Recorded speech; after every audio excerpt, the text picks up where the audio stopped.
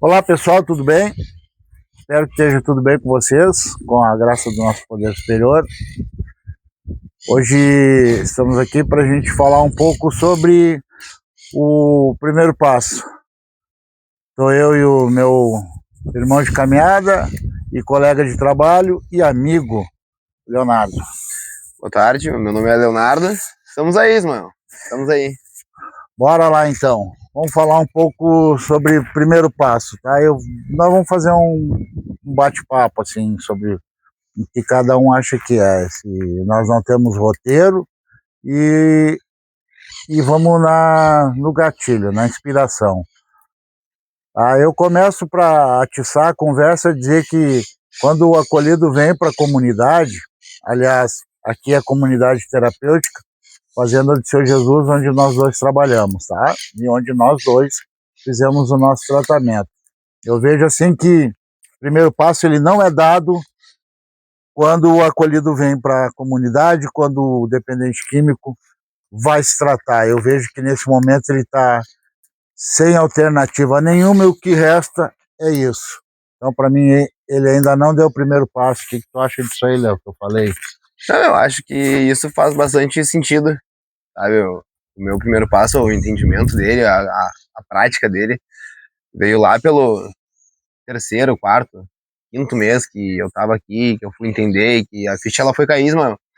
Sabe que eu gosto de ver os passos, às vezes, claro, sempre jogando pro nosso lado da dependência química, mas eu acho interessante a gente jogar o passo para dentro da vida normal. Porque a gente tem uma vida normal em partes dentro do nosso primeiro passo, sabe? E o primeiro passo ele faz eu ter aquela consciência que tem muitas coisas que eu não posso, tem muitas coisas que não cabem a mim, sabe? Por um momento coube, por um momento coube a ti, mas foi passando e a gente entendeu, sabe? A gente aceitou que tem coisas que a gente não tem a competência, que a gente não tem a habilidade do controle, sabe?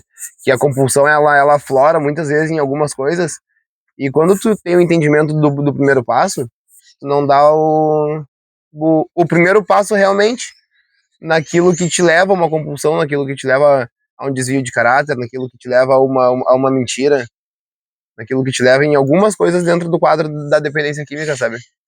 Como o primeiro passo eu vejo que nem sempre eu preciso concordar na hora com tudo, seja dentro da CT ou seja na vida.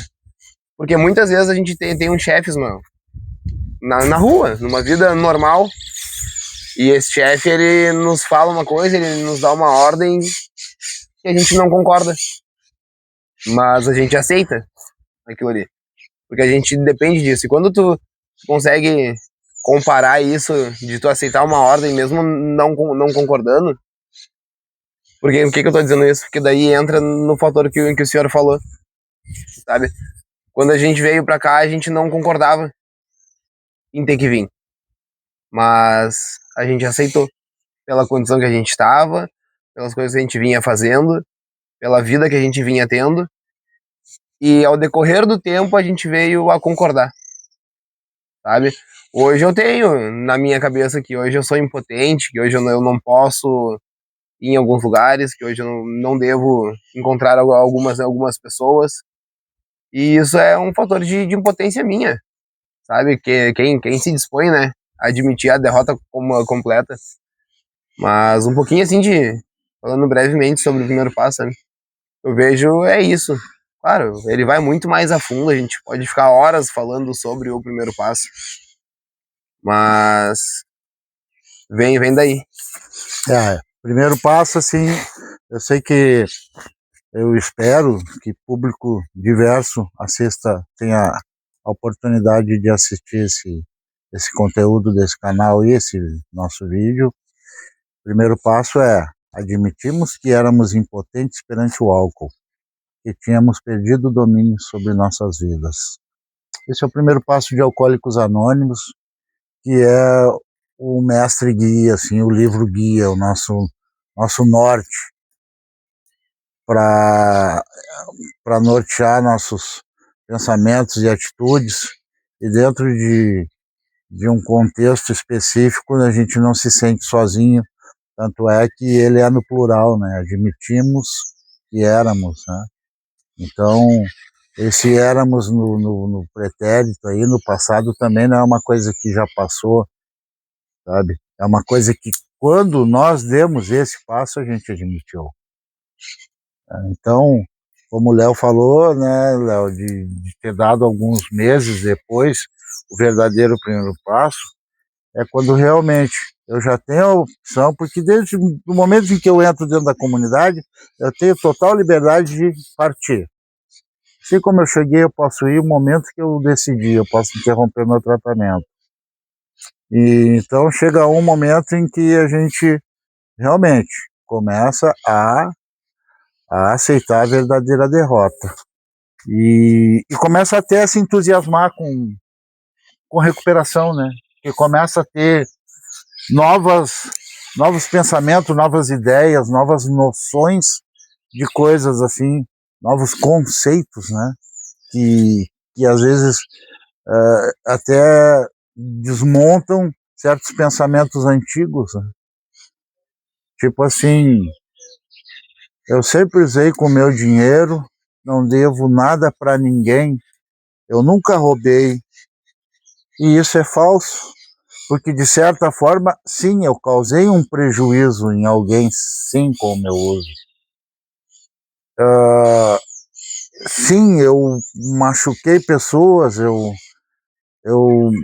frustrei sonhos da família, eu frustrei pessoas que apostavam em mim, pessoas que eram apaixonadas por mim, que me amavam, e daqui a pouco elas ficavam tristes por eu estar me destruindo e elas não poderem fazer nada e até tentarem falar, e eu não dar atenção ao que falava e às vezes nem dava oportunidade de falar em nada a meu respeito. Eu achava que eu era o certo e que o mundo me devia alguma coisa e que eu não pedi para nascer e porque, sei lá, entendeu? Era uma coisa que, para mim, o importante era eu estar bem. Me ceguei perante as coisas. E começa dentro da comunidade, essa cegueira vai passando, vai mudando, eu começo a ver coisas, começo a perceber que eu não sou impotente perante só o álcool. E quando se diz álcool, gente, se fala como droga, porque álcool é droga, certo? Então, é isso. Álcool, droga. Mas sim, eu sou impotente perante outras coisas que eu perco para aquilo ali, perante minhas compulsões, perante principalmente compulsões, tipo assim, a comida, sexo, tudo é descontrolado, tudo exagerado, tudo, sabe? Eu sou impotente, então eu tenho que controlar. Eu tenho que controlar não a comida e não o sexo, e sim o que eu sinto perante o comer. A gente vê, né, até aqui na comunidade, se tu der repetição 4 vezes, 5 vezes, eles comem 5 vezes. E sendo que se comer uma vez só, já vai se nutrir e não vai morrer de fome. E eu tenho que ter essa consciência. Tá? E o sexo? Aí o camarada é casado, mas a vizinha é mais bonita, digamos assim, né?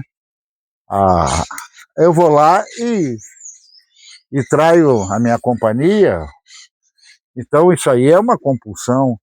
É o conquistar alguém diferente. Isso tudo, para mim, é motivo de recaída. Sendo motivo de recaída, eu não posso fazer. Eu não posso fazer. Então me modifica. Tem umas questões assim meio estranhas, tipo o dinheiro, né? O dinheiro, se eu tiver demais, é perigoso para mim. Se eu não tiver, é perigoso para mim. E a droga, se eu estava triste, eu usava. Se eu estava alegre, eu usava. Às vezes eu não sabia nem que eu contava, se eu tô triste, eu tô alegre, vou usar para descobrir. Então acho que é mais ou menos isso aí, né, Léo? Mas é mais ou menos. Tu comentou uma coisa ali referente à compulsão da comida, né? Uhum. E daí dentro da CT aqui a gente pode observar que os acolhidos que têm de 1 a 3 meses, eles repetem, eles comem numa quantidade muito maior do que o pessoal que tá com 7, 8 meses, sabe? É Eles verdade. descarregam muita coisa em cima da comida. Uhum. Aqui na CT é permitido o cigarro. Esses acolhidos de 1 a 3 meses, eles também vêm fumando uma quantidade muito maior, o cigarro deles acaba mais rápido. Isso. Tudo que eles fazem tem uma intensidade maior, sabe? E eu acredito que depois de um certo tempo, como a gente está falando sobre o primeiro passo e sobre a aceitação, quando a gente começa a ter um entendimento do caminho que a nossa vida estava tendo, das coisas que a gente vinha fazendo, e sem o uso da substância, o controle, em algumas situações, ele começa a vir, sabe? Esses dias eu fiz uma reunião com os guris, e eu falei isso, sobre a euforia, sobre algumas coisas, e a gente nunca teve esse controle, a gente também tinha uma compulsão em cima disso, sabe? E ao passar do tempo, como a mente vai ficando mais limpa, o corpo vai ficando limpo, a gente começa a observar coisas melhores, a gente entende que nem tudo precisa ser 100% intenso. E a comida a gente não precisa comer como se não houvesse amanhã, porque a gente sabe que haverá o amanhã, sabe? A gente não precisa transar com todo mundo como se fosse a última vez que fosse fazer aquilo, porque hoje a gente tem uma consciência, porque a ausência da droga faz nós termos essa consciência, sabe? Faz a gente ter sentimentos novamente. E isso vem tudo diante de um trabalho em cima de primeiro passo. Claro que os outros também contam, mas é que o primeiro passo ele é o fundamental para isso. Sabe? O primeiro passo é o que nos deixa com a mente mais tranquila, com a mente mais aberta. E o controle, né, Ismael? O controle ele é fundamental. Então, depois de um tempo, em cima de algumas coisas, a gente consegue ter esse controle. E aí vem pontos que tu falou: comida, vem momentos de euforia, momentos de brincar, momento de tu olhar um filme e tu saber dizer chega, que são limites básicos da vida que a gente acabou perdendo também junto com o uso da substância, o filtro, né? Então, eu vejo um pouco dessa forma, assim. O dinheiro bastante também dá uma euforia e às vezes o cara se perde, né? Também. Se perde na euforia. Assim como a falta dele. A falta dele frustra demais também, né? Porque quando eu estou falando em falta do dinheiro, não é as necessidades básicas, é a falta de tempo supérfluo. Isso às vezes para nós é uma falta. Eu não tenho para gastar a mais, então parece que eu estou sem dinheiro. Mas não, eu tenho meu alimento, eu tenho meu telefone pago, minhas contas. Pronto, eu não preciso mais de ter dinheiro, né? Sabe uma coisa que eu acho que às vezes afeta, falando sobre dinheiro, a falta dele, né? Às vezes a gente cria uma rotina e a gente vive sempre a mesma coisa. E a falta do dinheiro nos impede de ter um momento de lazer. Momento de lazer, fazer uma carne. Momento de lazer.